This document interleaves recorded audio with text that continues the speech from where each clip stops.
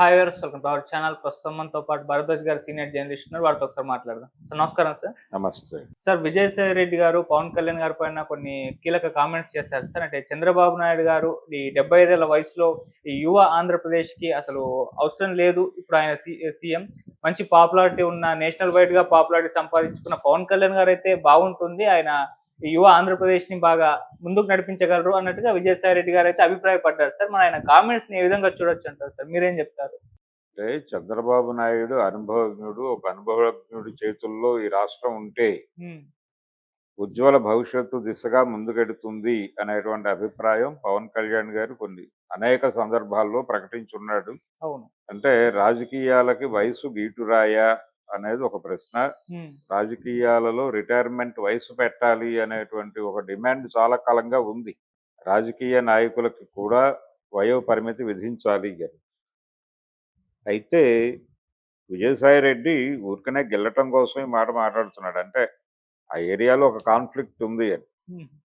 అంటే పవన్ కళ్యాణ్ సీఎం అవ్వాలి, చంద్రబాబు నాయుడు ఇంటికి వెళ్ళి కూర్చోవాలి అన్నప్పుడు what is the condition of Lokesh అనేటువంటి ఒక ప్రశ్న వస్తుంది. అవును. అంటే లోకేష్ ఈ టర్మ్ కంప్లీట్ అయ్యే లోపు ఏదో టైంలో అతను సీఎం అయిపోతాడు అనేటువంటి ఒక ప్రచారం కూడా జరుగుతోంది. కానీ లోకేష్కు సీఎం అయ్యేటువంటి అవకాశం జగన్మోహన్ రెడ్డి చంద్రబాబును అరెస్ట్ చేసినటువంటి రోజే పోయింది.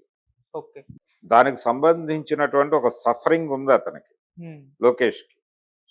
నిజంగానే చంద్రబాబు నాయుడు అరెస్టు జరగకుండా, పవన్ మద్దతు తెలియజేయకుండా మొత్తం సాధారణ వాతావరణంలో ఎన్నికలు జరిగి తెలుగుదేశం పార్టీ లేదు కూటమి ఈ స్థాయి విజయం సాధించుంటే లోకేషే ముఖ్యమంత్రి. కానీ ఈ అరెస్టు చేసి జగన్మోహన్ రెడ్డి మద్దతు ఇచ్చి పవన్ కళ్యాణ్ చంద్రబాబుని ముఖ్యమంత్రిని చేశారు వాంటెడ్గా.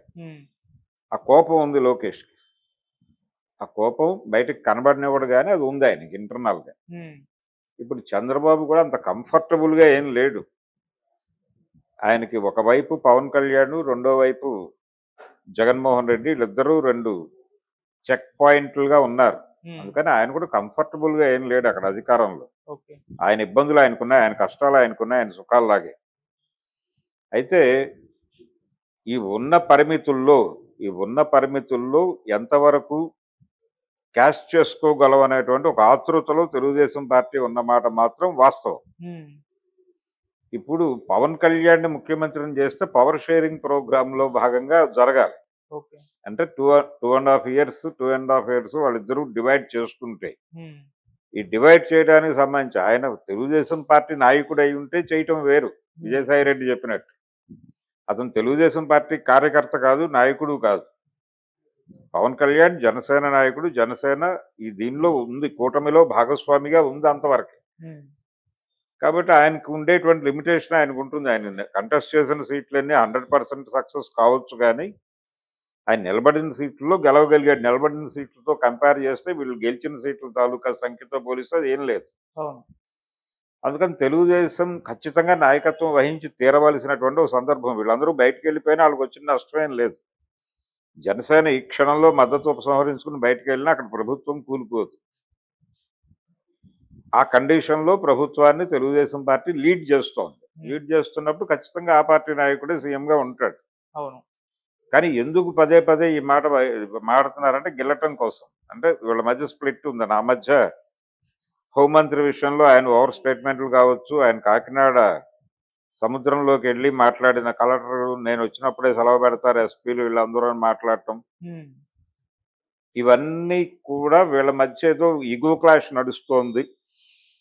ఇంటర్నల్ గా ఒక ఘర్షణాత్మక వాతావరణం ఉంది తెలుగుదేశానికి జనసేనకి అనేటువంటి ఒక అభిప్రాయాన్ని స్ప్రెడ్ చేయడం కోసం ఆ టైంలో వైఎస్ఆర్సీపీ వాడింది. ఇప్పుడు ఈ పవర్ షేరింగ్ అనేటువంటి పాత డిమాండ్ చేగొండ హరిరామ్ జోగయ్య గారు చేసాడు. చేగొండ హరిరామ్ జోగయ్య చేసినటువంటి డిమాండ్కి కొంచెం బూజు దులిపి మళ్ళీ ఫ్రెష్గా ప్రజల మనసుల్లోకి ఎక్కించడం కోసం విజయసాయి రెడ్డి ఇప్పుడు మళ్ళీ ఆయన వయసు అయిపోయింది కాబట్టి, వయసు అయిపోతే లోకేష్ని చేసుకుంటారు వాళ్ళు. పవన్ కళ్యాణ్ ఎందుకు చేయాలి? లోకేష్ని ఎక్కిస్తే టెక్నికల్ గా ఇబ్బందులు ఉన్నాయి, పవన్ కళ్యాణ్ గాయపడతాడు. అందుకని తను అయి తీరవలసిన ఒక అనివార్యత కారణంగా చంద్రబాబు సీఎం అయి ఉన్నాడు. అది వీళ్ళకే తెలుసు. తెలిసి వాంటెడ్గా గెలుతారనమాట. గెలటంలో భాగంగానే అంటే రెచ్చగొట్టుట, క్యాడర్లో ఈ భావాన్ని ఎక్కించుట. అంటే ఆయన తెలుగుదేశం పార్టీ కష్టకాలంలో వెంట నిలబడి మద్దతు ఇచ్చి చంద్రబాబు అరెస్టు గురించి ప్రజల్లోకి వారాహి అనేటువంటి ఒక విచిత్రమైన వాహనాన్ని వేసుకుని వెళ్ళి ప్రజలకి ఆ అరెస్టు వార్తని, ఆ దావానలాన్ని ప్రజాక్షేత్రంలోకి తీసుకెళ్ళాడు.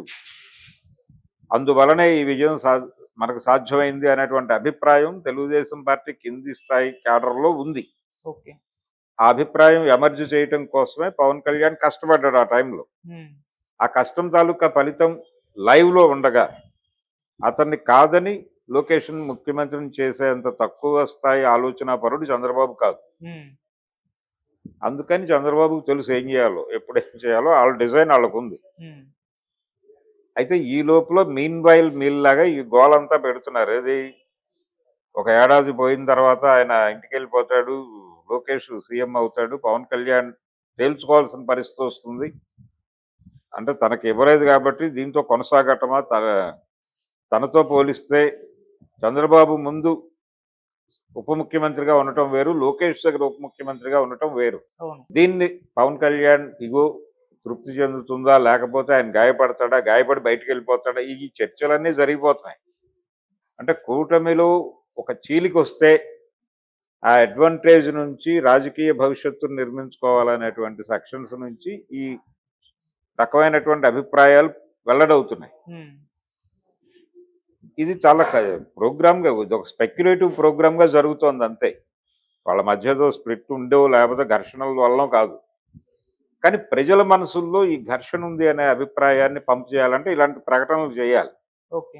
అందుకని విజయసాయి రెడ్డి గారు కష్టపడి స్టేట్మెంట్ ఇచ్చాడు తప్ప ఇందులో ఎంత వాస్తవం ఉంది, ఎంత జరుగుతుంది, తను అనుకున్నట్టుగానే ప్రపంచం ఉందా అనే అభిప్రాయాలతో ఆయనకు ప్రమేయం లేదు. ఆయన డ్యూటీ చేశాడు అంతే. ఆయన ఒక రాజకీయ పార్టీలో నాయకత్వ స్థానాల్లో ఉన్నాడు కాబట్టి పక్క శిబిరం తాలూకా సానుభూతి పరులని, దాని తాలూకా ప్రజాక్షేత్రంలో ఆ పార్టీ పట్ల సానుకూల అభిప్రాయం ఉన్న వాళ్ళని గందరగోళపరచడానికి తాను ఏం చేయాలో అది చేశాడు. అది డ్యూటీగా మాత్రమే చూడాలి, వాస్తవాలు ఏం లేవు దానిలో. ఇటువైపు నుంచి ఏమైనా కౌంటర్స్ ఉంటాయా సార్? జనసేన నుంచి ఎవరు కౌంటర్ లేరు. కౌంటర్లు వేసి ఆయనతో మరికొన్ని మాటలు మాట్లాడించుకోవడానికి వీళ్ళందరూ సిద్ధంగా లేరు. సో విజయసాయి రెడ్డి మాటల మీద ఎవడో ఎక్నాలెడ్జ్ చేసి ఎక్కడో మాట్లాడతారు. ఒక ఖండన ఉంటుంది కానీ ప్రోగ్రామ్ గా ఇది ఖండించాల్సిన అవసరం కూడా కాదు. అది పొలిటికల్ నీడ్ లో భాగంగా, ఒక రాజకీయ అవసరంలో భాగంగా మాత్రమే మాట్లాడాడు ఆయన. ఆ విషయం ఎవరికి తెలుసు, బుర్రున్నోడు ఎవరికైనా తెలుస్తుంది. రాజకీయ స్పృహ, రాజకీయ దురంధరత అక్కర్లేదు. ఏమీ లేకపోయినా లేమ్యానికి కూడా అర్థమయ్యేదే ఆ స్ట్రాటజీస్. కానీ విజయసాయి రెడ్డి తన డ్యూటీ చేశాడన్నది అందుకే. బాధ్యతగా 2 నెలలకు ఒకసారి ఇలాంటి ఒక రాయి వేస్తూ వెళ్ళాలి అనేది వాళ్ళు నిర్వచించుకున్నటువంటి డ్యూటీ. దాని ప్రకారం వ్యవహరిస్తున్నాడు ఆయన. Thank you so much. Thank you.